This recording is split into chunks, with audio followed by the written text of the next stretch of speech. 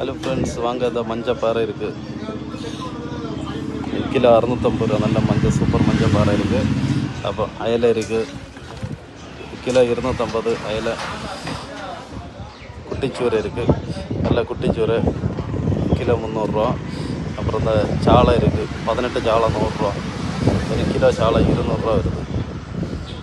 அப்புறம் அந்த கோணத்தலி வருது, 1/4 கிலோ 100 ரூபா. கோணத்தலி சூப்பர், கோணத்தலி ஃப்ரெஷ்ஷு, எல்லாமே முட்டை.